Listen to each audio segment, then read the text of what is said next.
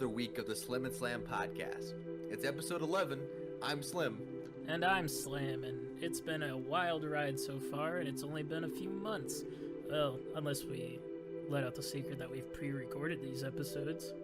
Yeah, we're actually 6 years ahead. We're way in the future. If only we were that productive. I know, right? So like you were saying, summer's coming up. We're almost there. It is. It's March. It feels like it was summer until like 2 days ago when it dropped back down to 30. Yeah, we had about 5 days of it being above 50 degrees, and then suddenly we were in a tsunami, and now it's cold again. We were in a tsunami? Was I asleep for that? No, it rained for like an inch, and then there was wind, and it was cold. But now we're back. Yet somehow we're in a fire hazard warning. I saw that. It was like there was like a 70% fire hazard chance. Yeah.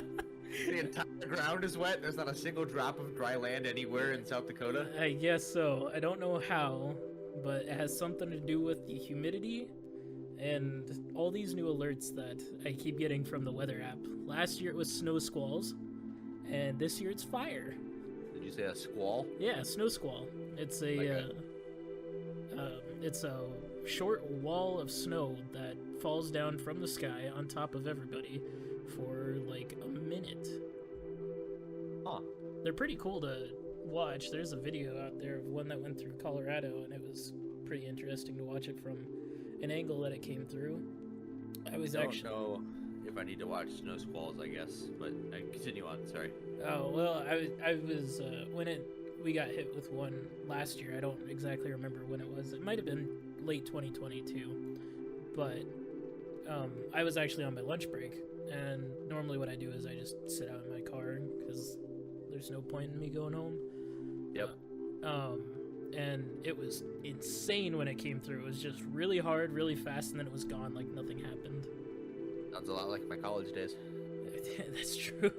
College went by fast, man. I wish I could go back to it sometimes.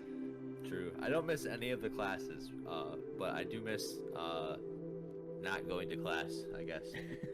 Miss the days of working part-time and having an affordable apartment and all that fun jazz. I paid almost the same as I did now, I think, monthly. I suppose so. Yeah, I'm paying a little bit more, maybe. If I remember correctly, I'd have to go back and calculate that, but yeah. Yeah, but I also have a garage now, so I guess that's worth. True.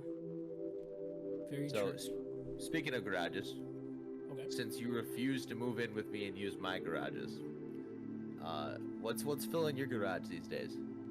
Not much, because it's sitting outside, but I have 2 Mustangs. One's very rusty, and one's only a little rusty, and all the parts from the rusty Mustang are gonna go on the not-so-rusty Mustang now.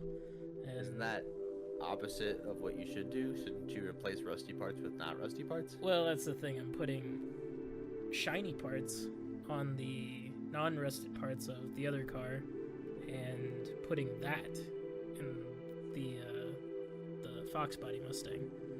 Okay, so summer's coming up, right? We got the show in August. It's currently the last week of March. Why don't you walk me through top to bottom what we're doing with the machine before we go? All right. So what's already happened is sometime last year, I don't even remember when, sometime mid-year, I bought a 1983 Fox Body and caravanned it back here, and it sat in a garage. I've driven it maybe 5 times, but that's because it refuses to hold any fluid. So it's been sitting there for a while, to say the least. But now has come the time where I have some money that I can throw at it and actually put go fast parts in it and take out the shit parts. And that's pretty. At least go parts. And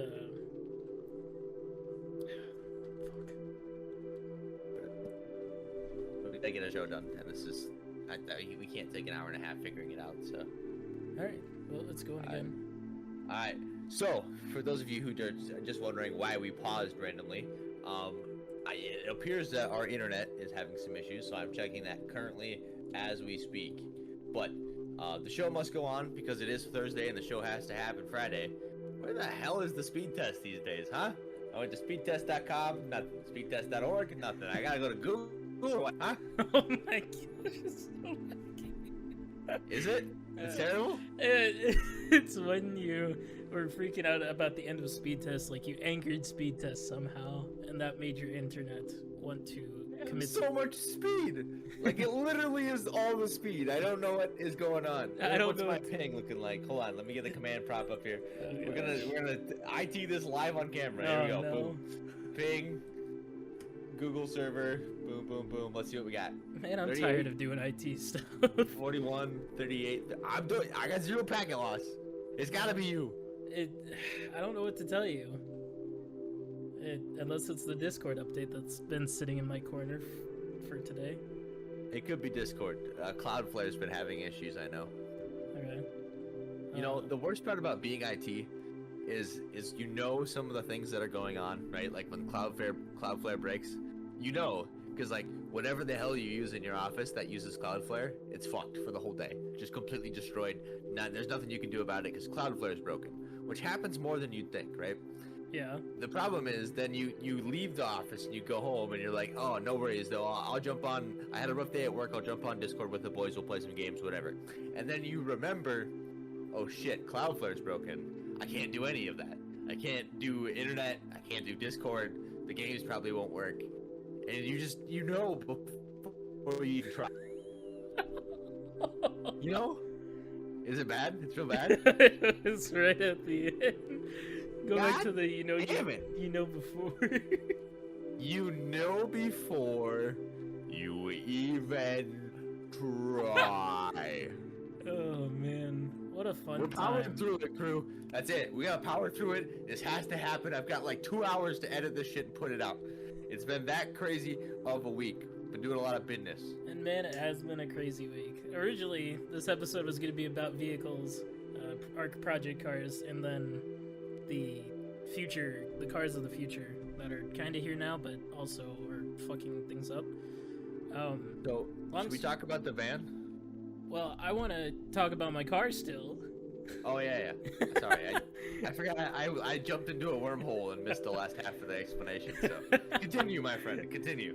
Anyway, what happened this last weekend? I pulled shitty engine out, and the reason why my car's been sitting in the garage for so long is because I yanked the transmission out last year, and I didn't do anything past that, so it was just taking up space. I got the engine out this past weekend, and I am now starting to strip paint out of the engine bay and the rust that is on the strut towers. Gonna fix all that up, repaint it, and then polish the paint on the exterior, and then put Go Fast engine, or sort of Go Fast engine, out of a tired 1995 Mustang. And that's essentially where I'm at, and then every other part that I need is expensive because it's impossible to get things right now. That's true. Because you're gonna get an EFI system.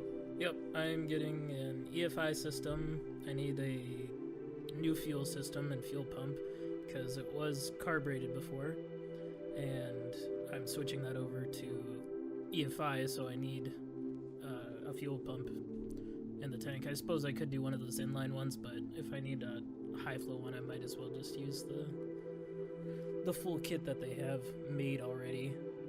Just spend a few extra bucks for all the cut fuel line and everything. Yeah.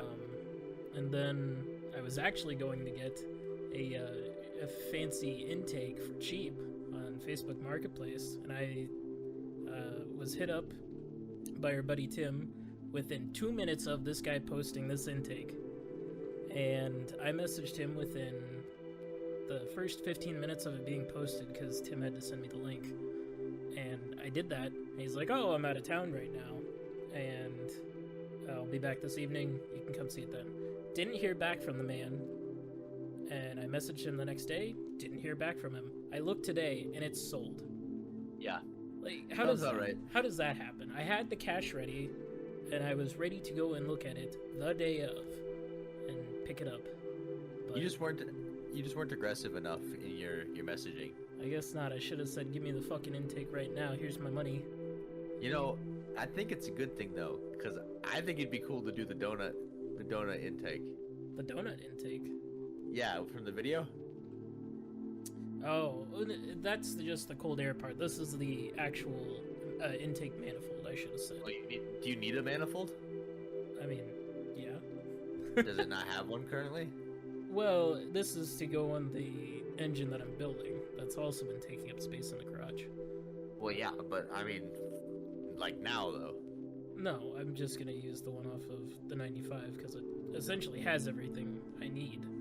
Yeah, but we should do the PVC one so you get that sound.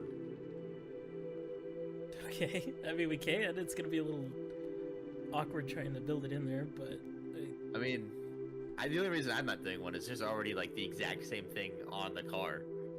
well, how about I purchase that one from you and you make poop pipe intake? Done. All right, perfect. You heard it here, folks. I'm getting an intake that's held together with zip ties. But at least it's metal. It is metal. It's not made out of poop pipe. All right, $200. $200. What kind of money do you think I got? Depends on how bad you want the intake. That do be a good question. Look, I'm the master of the trade, okay? All right, trade master. I'll hit you up after the podcast on that one. Maybe I'll make a under the table sort of deal. Under the table with both hands type of thing? Under the table with one hand and a pinky toe. That'll have to do, I guess. I imagine that didn't sound very good coming across. I heard the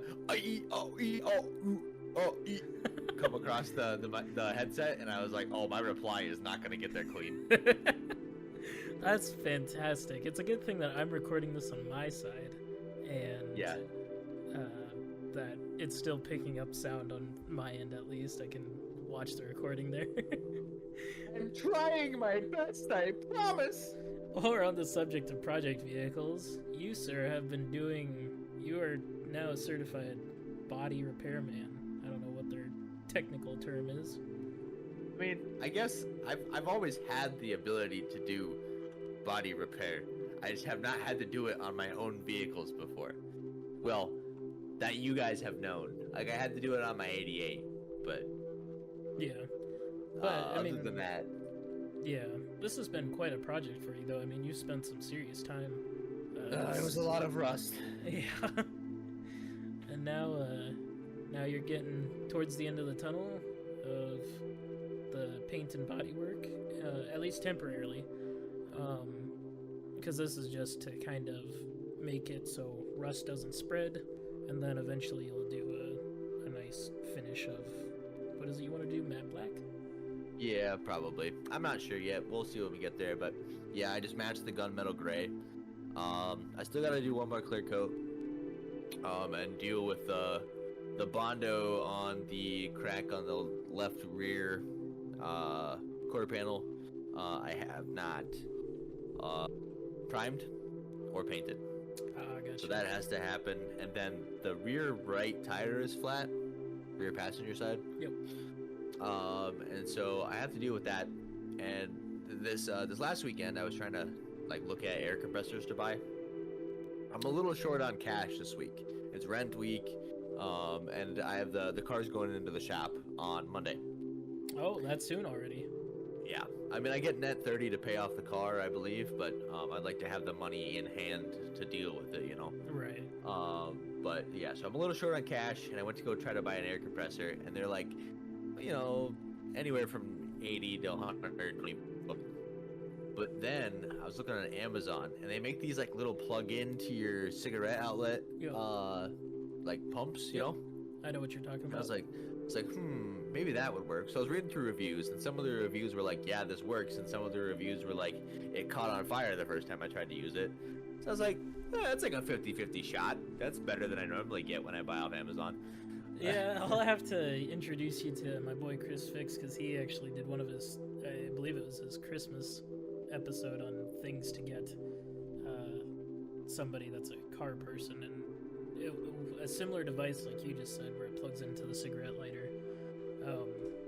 He had something on there like that, and it works pretty well. It definitely takes a bit of time for it to air up the tire.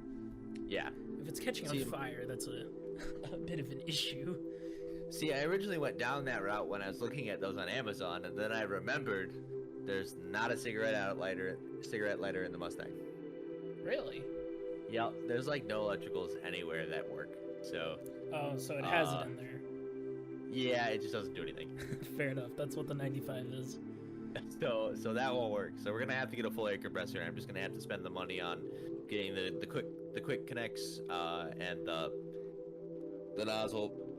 Excuse me. The nozzle for the tire and all that fun stuff. So there goes another $200. But you know, what do you do? Yeah, even the small stuff starts to add up real quick. Well, the problem is I have to get that done this weekend because it has to go in bright and early Monday morning, which means I have to get it started and running Sunday. And the poor thing, when I ran it last weekend, it sounded like it wanted to keel over and die and shoot me in the process. But so I have to work this weekend. Oh. Quite a large amount. And we have a family function to go to. That's going to be a solid portion of time. And I need to go finish the clear coat and get the air compressor, bring it over, plug it in, get it rolling, pump the tire up. So like that part's minuscule, but there's just a lot of things going on this weekend, and I need to make sure I finish it and also run the car for a little bit before Sunday night. Right, just so you can kind of get it warmed up, see if it sounds a bit better, and then get it over there. Well, I'm thinking it's probably pooled oil because it's been sitting for 3 weeks. Right. So I probably want to get it out and run it, but it sounds so bad right now. And then, so on Monday, when I take it to the shop, I'm going to have to find a way to get back to work and also back to my house. Oh, yeah, I suppose that's true. So I think I might Uber to my house from Canas, and then go from the house to work. What time are you dropping it off, do you think? Like right away in the morning, like 8 o'clock. Oh, I gotcha. Yeah. Because they probably don't open till 8 now that I think about it. I have no idea. I figured I'd ask Dan for sure, but... Fair enough. I figured 8 o'clock makes sense to me.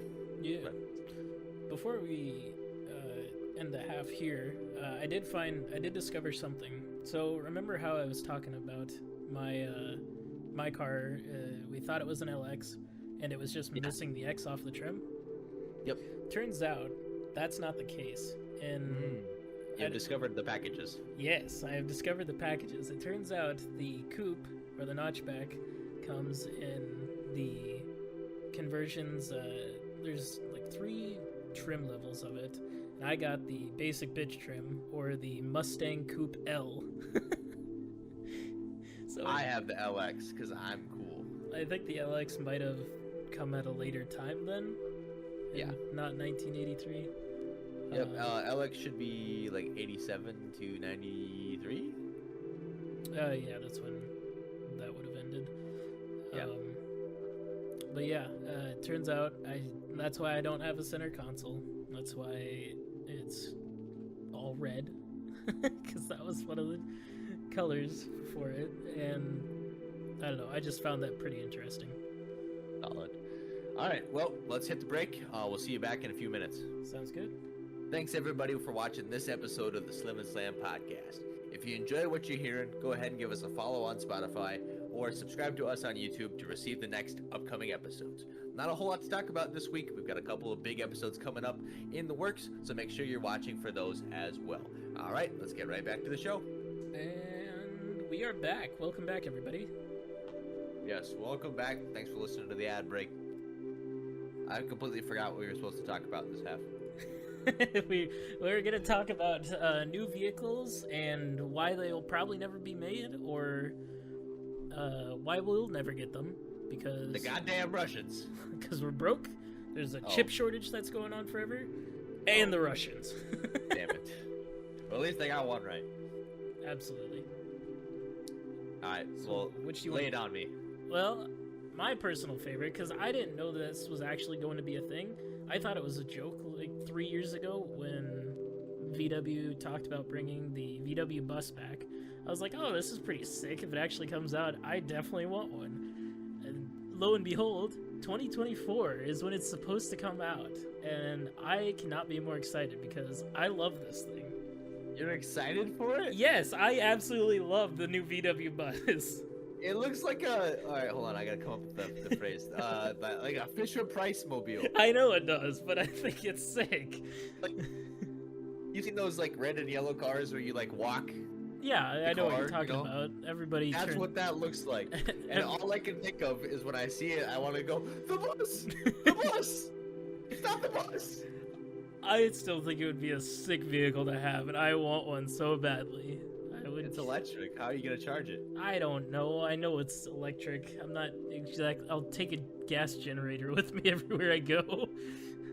That's the best thing I've ever heard. Actually, that's what we should do. We should start a company where we sell gas engines specifically to charge electric vehicles in places where they don't have electric charge stations. Pog. Fuck you, electric vehicle companies. I know that. I know I've seen a post of it. It's been a while, but there was a. It's like AAA or a roadside assistance company, and somebody ran out of juice in their EV, and they were using a generator to charge it. And I thought that was the most funny shit.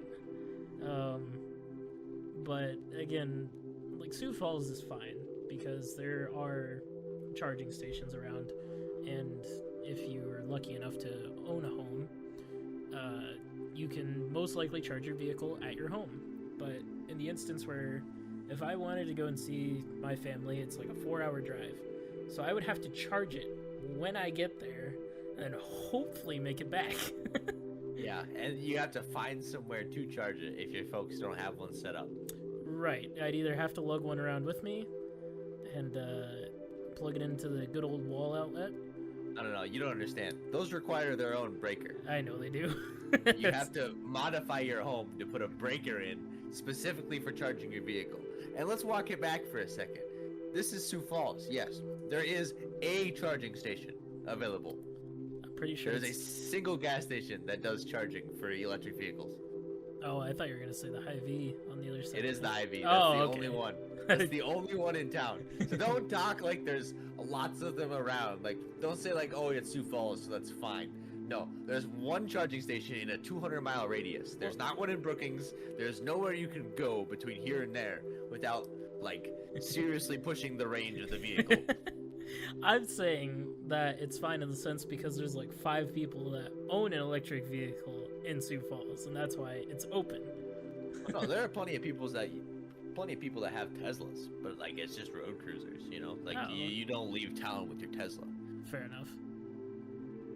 It's going to take a lot of implementation before we can have electric vehicles and actually go outside of the city.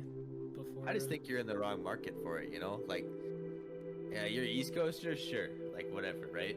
You're West Coaster, sure, whatever. But here in the rural Midwest, like, first off, fuck you. My the engine does not go loud enough. Also, fuck you. I want to buy oil, goddammit. Also, thirdly, if I don't get pushed into the back of my seat from the sheer force of power of that engine, I don't want it. I mean, Which means I can specifically only have the Plaid S, and that I could also get that amount of power by buying a $4,000 ship box with a V8 in it. This is true. So it's not for me. That's all I'm saying. You would still be slower than the Plaid. Is it Plaid? Plaid? Plaid. Plaid S. Okay. Yeah, I might be slower, but I also paid $36,000 less. Also factual. Regardless, this is about the VW bus, and I want one. VW bus, ugly. Caleb wants one. Understandable. I guess Caleb it's, likes ugly cars. I guess it's kind of ugly, yeah. But Yeah. it's still sick. I mean, this is coming from the man who wanted like the grossest hatchback I've ever seen. The grossest hatchback? What are you talking about? Well, all hatchbacks are the grossest hatchback I've ever seen. IMO. So What That's hatchback not did I true. want? I should say modern the Subaru. hatchbacks. You wanted the Yeah, I Subi. wanted the Subi. Modern hatchback. Gross. First off, cars should not have curved lines. Curved lines are specifically for women. Okay. Okay, that's it. Only thing that can have curved lines. Everything else on the planet, straight lines. Every interface I use, like on the web, I want straight lines. Make it look like 1998 Windows. I'd be happy, right? Every vehicle in existence, straight line. Don't put a fucking curve on the goddamn thing. And I love you to death. What is this obsession with curves we have now? I just don't understand. I don't know. They're, I mean, some vehicles are losing their curves. Like the VW bus, not so many curves. It's like curves in the front, and then it's just a box. Well, no, but it's curved in the back too. Is it? It's not an Astro van. It's not an Astro van. I don't know. There's so many. Like these are VW concept. The VW truck looks sick. The new Yeah, one. I did see that. Yeah, it reminds me. Do you remember when Nissan came out with the Titan? Yeah. And we were like, I don't know if I trust Nissan to pull anything. You know? Yeah. Like, I don't think those import engines are gonna be worth it to me. You know? Yeah. Like VW is the same thing. And don't come over here telling me like, oh yeah, VW makes performance. Yeah, you can take that and shove it up your ass. I don't want to hear it. Volkswagen is Volkswagen. It's not American. I don't trust it to pull a camper. Okay? We're all over the place today. Well, there was one other vehicle that we wanted to talk about, which I didn't. Is it the Countach or is it the DeLorean? Two vehicles then, apparently, that we wanted to talk about. I had something to say about the Countach, and that was it. I had one statement about it. All right, let's do Countach first. All right, so new Countach came out. It's not the old Countach, so it's not good. It just does. The old Countach had like a style to it. It was outrageous out there, but it was like a spaceship, right? It was all sleek, straight lines, nice big wing on the back, the gull-wing doors. It was like the future car, right? Yeah. This one is like, just make normal supercar and just call it good. Normal sports car and call it good, and we leave. Goodbye. Like there's no design aesthetics that carried over from the original Countach, except maybe the height of the car. It looks like, it looks like just a normal modern Lamborghini with smaller headlights, like the square headlights that the original Countach had. Yeah, it's just boring. Like, the Countach had a lot of style. This has none. That's all I gotta say about it. It's a good thing that we will never be able to afford it then. True. Maybe one day, and then I'll buy something cooler. All right. So the real elephant in the room that Caleb wants to talk about is the EV DeLorean. Which I was not aware that was a thing. All right. So let me set the stage. We gotta go back a couple years. I think to 2018. Okay. So the name DeLorean. So if you don't know, if you've never read the story of John DeLorean and the original DeLorean Motor Company, go back and read it online. It's a really interesting story. But so basically, original DMC went under, but the name has been copywritten for forever. And a couple years back, a guy out of Texas bought the name of the company and the copyright for the DeLorean vehicle. So he has the ability to produce the vehicle same as. The original plan with buying the name was just to produce more DeLoreans. But right as they were supposed to do so, the pandemic hit, and they were unable to start production in any way, shape, or form. So there's been no DeLorean sold by this new DeLorean Motor Company. Okay.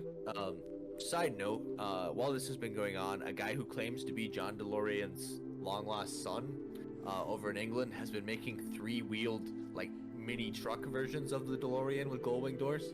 Okay. And he also claims to own the name DeLorean Motor Company, so he's been selling these vehicles illegally, but they're kind of neat. Anyway, so that's a story for another day, but so they finally announced, maybe just a month or two ago, that the new DeLorean, now that they can start production, is going to be an electric vehicle, designed in the same fashion with the same stainless steel wing doors, the vented back, but it'll just be an EV, which should let them. I'm curious to see how it goes, because you should be able to pump a lot more power into the space they have compared to the initial production line of the DeLorean. Because the initial production line of the DeLorean had, I believe it was either a cheap 4-cylinder or a cheap 6-cylinder, but there wasn't enough for enough room for V8 because it's mid-engine. Right.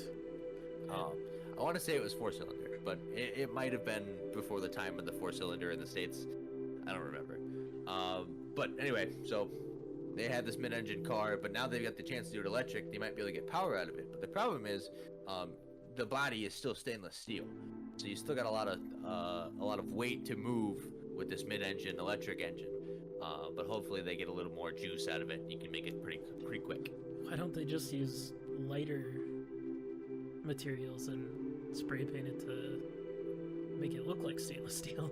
Well, because that was kind of the draw of the original DeLorean, right? It was this car of the future. It was stainless steel, sleek. You know, all this. There's some. What do I want to say here? I'm blanking on words. I mean, I always thought that it was the. I mean, I guess it was the car of the future that broke down. There was a reason why it broke down in Back to the Future, and they had to use a train to start it. Right. And also lightning. Yeah. Suggestion was the word I was looking for, I guess. There's a suggestion that the stainless steel body provided extra safety, stuff like that. And it was just a neat car, right? There wasn't a lot of cars that were doing the gull wing doors for the price you could buy a DeLorean. So, but yeah, the car in general was garbage. The DeLorean Motor Company was not very well built at the beginning of its lifetime. But hopefully these guys can make something cool. Yeah, I'm looking forward to it, because there are a few new cars. For as many cars that they've brought back and butchered the names that were meant for the cars of that era in the past. Mustang Mach-E! Yeah, they've definitely, like, the Countach, I get that not everybody likes it, but it's still cooler than something like how Mitsubishi brought back the Eclipse, and it was a crossover, and it's just... Yeah, what is up with that? I What is don't up with that? You can't bring back the name of a car and then make it a different kind of car. I mean, that's exactly what came with the... I mean, they have the other Mustang too, but the Mustang Mach-E crossover electric, I mean, I don't know what to tell you. I'm not sure what's going through. I don't have the corporate mindset. But Just ran out of names, I assume. I guess so. But, I mean, like, the Countach, hate it or love it, it still looks better than making it a crossover. I don't want Lamborghini to make a crossover. That would be something else. You know, like the Trackhawk is around, right? The Hellcat engine in the Jeep. Yep. Like that one's kind of neat, but it'd be kind of interesting if like Lamborghinis just started making like, you know, consumer vehicles. I mean, I guess the Urus is it considered a crossover? Because it looks like one, but it's also Lamborghini prices. Yeah, I have no idea. I'm not sure. That'll be a topic for the next time then, I suppose. I think so. Are you ready to call it there? I think we are good to call it there. We've talked about EVs and speed tests and project vehicles that we've spent our poor man's money on. Yeah, this whole thing has been a project, I tell you what. All right, folks. I think we'll call it there. Thanks so much for watching this episode of the Slim and Slam podcast. We'll catch you next week for episode 12, the beach episode. Perfect. Can't wait for beach episode. We'll see you next week. See you then.